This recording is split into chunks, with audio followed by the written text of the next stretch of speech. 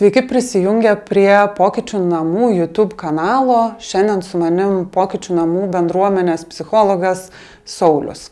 Tai labas, Sauliau. Sveiki.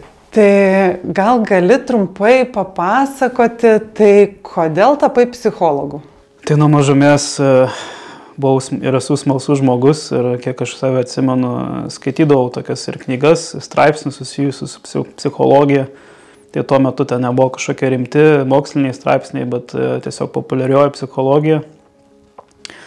Ir aš esu pastebėjęs, kad kai aš susiduriu gyvenime su sunkumais, mano tokia kaip įveika tų sunkumų yra bandyti suprasti, kas su manim vyksta, bandyti tai kažkaip įsivardinti, įdėti kažkokią tai lentynėlę. Ir būtent psichologija ir buvo tas dalykas, kuris suteikia man žodyną, kaip galvoti apie tos dalykus, kas mane neramina ar su kokiais iššūkiais aš susiduriu. Ir taip pat rasdavau gairių, kaip spręsti tam tikrus dalykus. Būdamas abiturientas, svarsčiau, ką pasirinkti, ką studijuoti, kokia galėtų būti mano profesija. Tai savarankiškai buvau susiradęs testų psichologinių asmenybės ir juos atlikinėjau. Ir ten ir vienas iš buvo tokių pasiūlymų užsiimti šitą veiklą.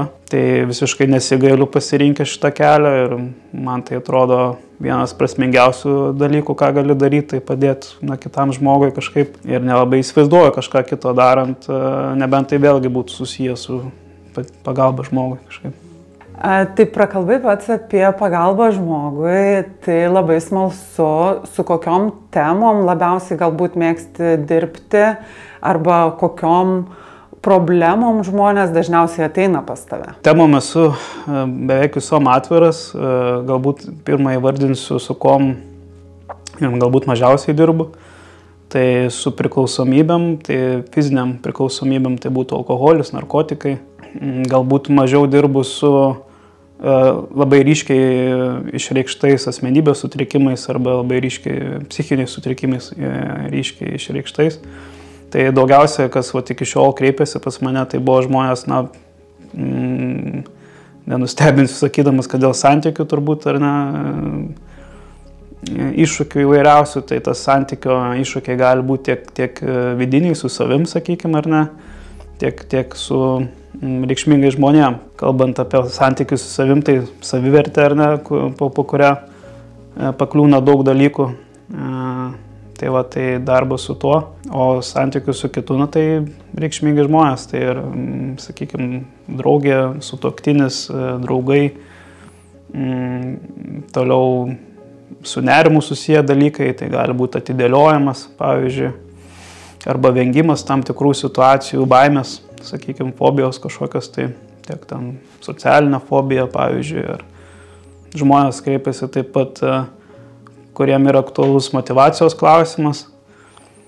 Tai vėlgi arba atidėlioja, arba kaip tik sunku jam rasti sveiką balansą tarp darbo ir poilsio.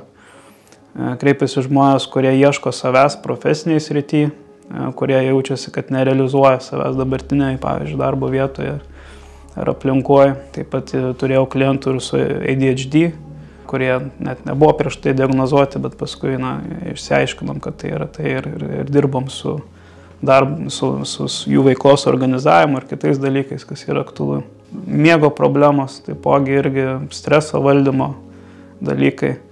Ir psichologinis atsparumas, vėlgi, po kurio daug kas palenda, tai vėlgi ir darbas su savo mintim įvairiom, kritiškom, darbas su savo vidiniu kritiku. Ir tiesiog yra ir kita dalis žmonių, kurie neturi tokių gal labai išreikštų stiprių nusiskundimų, bet jie kreipiasi galbūt iš dalies smalsumo vedami, bet iš kitos pusės norintys pagerinti savo gyvenimo kokybę.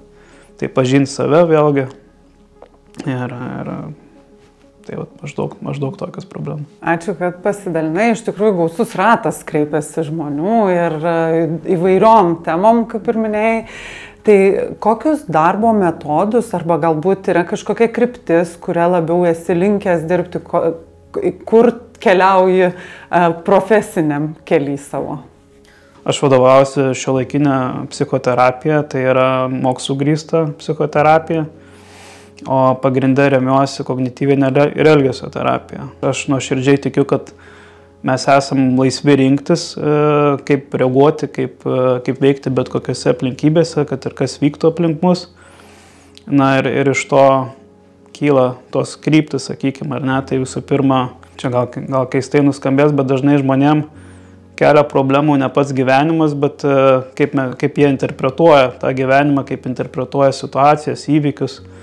Ir dažnai žmonės vadovaujasi ne faktais, bet vadovaujasi prielaidomis, spėjimais, faktų interpretacijomis ir taip toliau.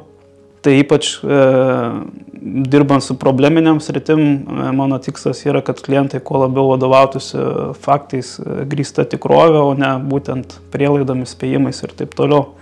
Kas būtent ir kelia didžiausių sunkumų žmonėm dažniausiai. Tai yra įvairios technikos, įvairūs metodai iš kognityvinės elgesio terapijos, kur tai yra ypač efektyvu dirbant. Kitas dalykas yra elgesys. Ir tai aš esu pastebėjęs, turbūt daugam nėra naujiena, kad žmonės daug žino, bet mažai daro. Tai viena iš tokių krypčių ir yra būtent įsivardinti visų pirma problemas, sunkumus, įgauti norimą viziją, kur aš noriu nueiti ir paskui po truputėlį kartu bendradarbiaujant su klientu išsikelti mažus iššūkius, mažus eksperimentus, kurie vestų link to norimo tikslo. Tai vėlgi čia mano darbas yra juos ir palaikyti, ir išsigryninti tą problemą, ir išsigryninti tos mažus žingsnelius, kaip sakant.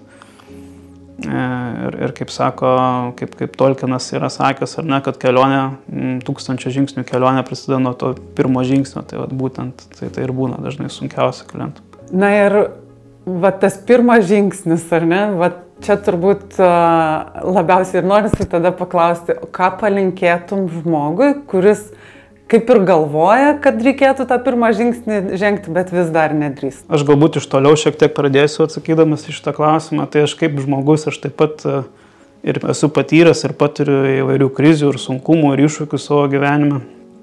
Ir aš ir pats esu lankęsis psichoterapiją lankęs, ta prasme, ne tik mokęsis psichoterapijos. Taipogi iki pačiol reguliariai dalyvauju savitarpio paramos grupėse, taipogi atveju aptarimuose specialistų tarpe, ta prasme. Tai ir jeigu iš viso šito nedaryčiau, aš jaučiausi tarsi save apvogčiau šitoj srity, nes tai yra man svarbus didelis resursas. Tikrai tikiu tuo, kad žmogus, kuris kreipiasi paramos, jisai nėra silpnas, o tai yra atvirkščiai sąmoningo, išmintingo, tokio prisiimančio už savo gyvenimą atsakomybę žmogaus ženklas. Tai dalis žmonių galvoja, kad man dar nėra taip blogai, kad kreipčiausi pas psichologą. Tai aš dažnai sakau, kad prevencija kainuoja mažiau negu gydymas, tai nereikia laukti, kad bus labai gili krizė, ta prasme, ir galima anksčiau dalykus spręsti. Ir kita vertus, aš taip pat nuoširdžiai tikiu, kad nebūtina sirgti, kad jaustumės geriau. Tai vėlgi žmonės kreipiasi ir tiesiog dėl gyvenimo kokybės gerinimo. Tai ačiū labai, kad papasakojo apie save, apie savo įžvalgas, pasidalinai su mumis savo matymu. Jeigu jūs norite užsiregistruoti pas Saulių konsultacijai, kviečiu užsukti į pokyčiunamai.lt, pasirinkti Saulių ir išsirinkti jums tinkamiausią laiką ir užsiregistruoti pas jį. Iki susitikimo.